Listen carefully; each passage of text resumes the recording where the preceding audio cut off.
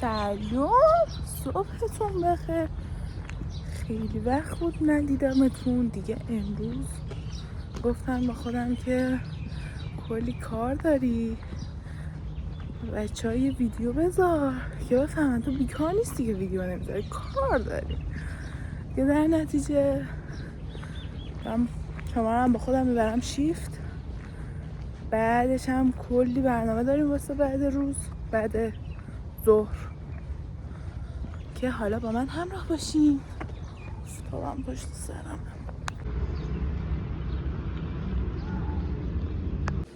اینجا دارم میگم این بخشی که شما معمولا میبینین و این صندلی نمونه گیریه، این سیفتی باکسمونه، اینا لوله‌های آزمایشن، اون پد الکله و اونم منم و همطور که میبینین اینم پرده است که اتاق نمونه گیری رو جدا میکنه. اینجا بخشای مختلفیه که شما معمولا نمیبینین که من نشونتون میدم.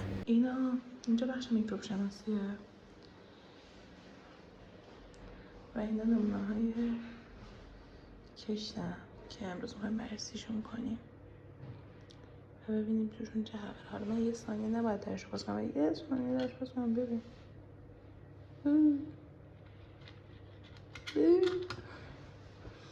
خدافظ. اگه بفهمن پشتش چی هست. چی هست؟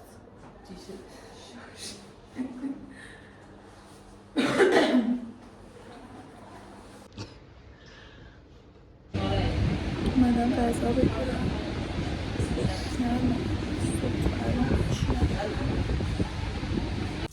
بفرم. یه خوشمزه است که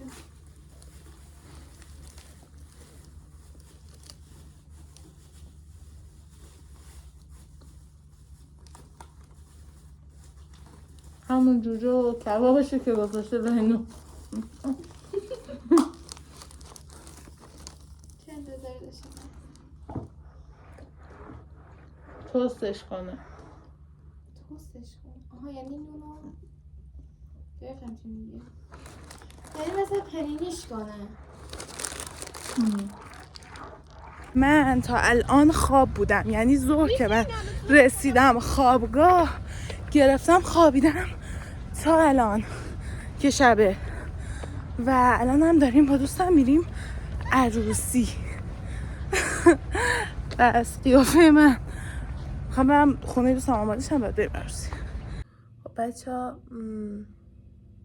این ویدیو رو الان دارم برای چند روز ادیت میکنم و ما ادامه اونو نداریم، یعنی عروسی و اینا رو فیلم نگرفتم چون خب درستم نبود و دلم هم نیومد این تیکه رو نذارم، با اینکه ویدیو کوتاه بود ولی دوست داشتم که شما یه چیز کوچولویی راجع به آزمایشگاه ببینید. سعی میکنم که از این به بعد بیشتر بشه و دوستتون دارم. ببخشید اگه این مدت کم بودم یا نبودم. سعی میکنم که بیشتر باشه.